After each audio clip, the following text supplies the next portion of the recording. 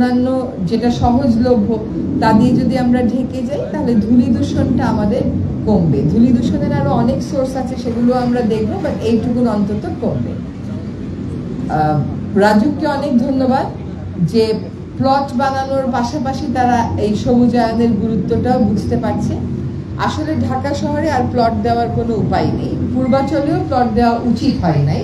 উচিত ছিল মানুষকে ফ্ল্যাট দেওয়া যদি একান্তই প্রয়োজন হয়, তাহলে যে পরিমাণ গাছ আমরা কেটে এই নগরটা, এই উপশহরটা করা হয়েছে, তার 1/3 বা 1/4 এলাকা নিয়েই আসলে কাজটা করা যেত।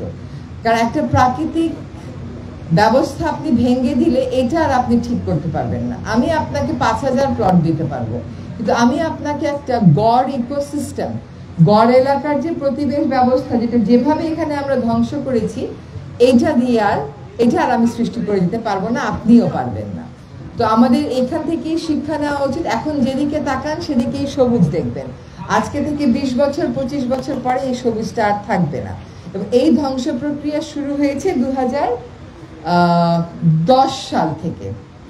আমরা আপ্রাণ চেষ্টা করেছি, আদালতে গিয়েছি, শেষ পর্যন্ত 144 একর বনভূমি রক্ষা করতে পেরেছি, কারণ এটা অফিসিয়ালি বন ছিল, বাকিটা বন ছিল না, কিন্তু আসলে এই এলাকাটার আবহাওয়া একদম বনের মতোই ছিল। তো সেটাকে আমরা মানুষের আবাসনের জন্য ধ্বংস করেছি। যাদের আবাসনের জন্য করেছি তারা কিন্তু কেউ এখন রাস্তায় নাই, আর যারা রাস্তায় আছে, যাদের ঘর নাই, তাদেরকে কিন্তু এখানে কোনো আবাসনের ব্যবস্থা আমরা করে দিতে পারিনি। তো এই যে আমরা বৈষম্যহীনতার কথা বলি, সাম্যের কথা বলি, এই উপশহরটা একটা স্ট্রাইকিং, একটা জলজলে উদাহরণ যে আসলে কি করে যাদের আছে তাদেরকেই আমরা আবারও দিয়েছি এবং যাদের নাই তাদের জন্য আমরা ভাবি নাই। সুতরাং আবাসন সমস্যার সমাধান তো খুবই জরুরি, কিন্তু মানুষ কি খালি থাকবেই নাকি তার পানিও লাগবে, তার সিওয়েজও লাগবে, তার শিক্ষা প্রতিষ্ঠানও লাগবে, তার ছায়াও লাগবে, তার প্রকৃতিও দেখা লাগবে, তার পাখির ডাকও শোনা লাগবে। যে এটা একটা রোমান্টিক আইডিয়া না যে আমি পরিবেশ রক্ষা করবো, it's a very romantic idea. No, it is not. আপনার বায়ু দূষণের শীর্ষে থাকা দেশ, মানে আপনার গড় আয়ু 6 বছর কমছে, মানে আপনার মায়ের 6 বছর কমছে, আমার মায়ের 6 বছর কমছে, আপনার শিশুর 6 বছর কমছে। খালি ঢাকায় শুধু থাকলেই হলো না, বসবাসের অযোগ্য নগরীগুলোর মধ্যে দেখলাম, সবসময় দেখে আসছি, যুদ্ধ বিধ্বস্ত 2টা দেশের পরে আমাদের অবস্থান। তো এটা তো আমাদেরকে বসে ভাবতে হবে যে কেন আমরা এই অবস্থানে পড়লাম। আমি অনেক ধন্যবাদ জানাই উত্তর সিটি কর্পোরেশন, দক্ষিণ সিটি কর্পোরেশন, স্থানীয় সরকার মন্ত্রণালয়, গৃহায়ন ও গণপূর্ত মন্ত্রণালয়, রাজুককে, যে আমরা একসাথে কাজটা শুরু করতে পেরেছি। আমরা আমাদের মতন কাজ সরকারি পর্যায়ে যা করার করে যাব।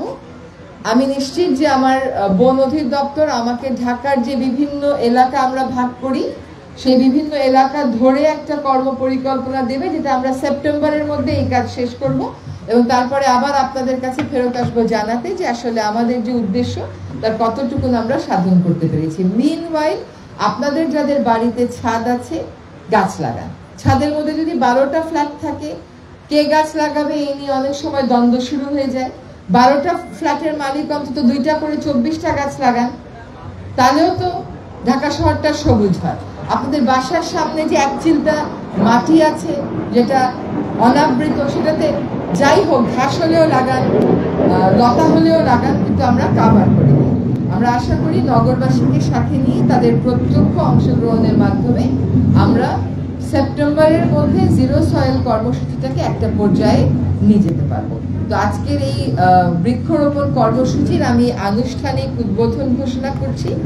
একটা সমন্বয়ের দৃষ্টান্ত যাতে আমরা গড়ে তুলতে পারি, সেটা আপনাদের সকলকে সাথে নিয়ে, সেটার জন্য আমরা সচেষ্ট থাকবো। সবার একটু দৃষ্টি আকর্ষণ করবো পিছিয়ে একটা গাড়ির দিকে। এই গাড়িটা আমরা এবার পরিবেশ মেলাতে, আসলে তার আগে আমরা 21টা জেলায় মেছো বিড়াল, যেটাকে প্রায়ই বাঘ ভেবে মানুষ মেরে ফেলে, ওই 21টা জেলায় মেছো বিড়াল বেশ পরিমাণে আছে, সেখানে সচেতনতা সৃষ্টিতে ব্যবহার করেছিলাম। এবার আমরা বন্যপ্রাণী এবং বনের ব্যাপারে সচেতনতা সৃষ্টিতে এই গাড়িটা ঢাকা শহরের বিভিন্ন জায়গায় আগামী 1 মাস ঘুরবে, যাতে মানুষের মধ্যে একটা সচেতনতা আসে। পরবর্তীতে এটাকে আমরা শব্দ দূষণ বলেন, বায়ু দূষণ বলেন, নির্মাণ সামগ্রী উন্মুক্ত ফেলে রাখা বলেন, এই নানাবিধ বিষয়ে সচেতনতা সৃষ্টিতে ব্যবহার করব। তো আশা করি you would like the idea, এবং আপনাদের কোনো সাজেশনস থাকলে please do let us know. Thank you all, thank you very much. ধন্যবাদ মাননীয় উপদেষ্টা মহোদয়, আপনার মূল্যবান এবং Immigration to Canada. We provide the best quality service and solution for Canada immigration. Please visit our website and contact for details.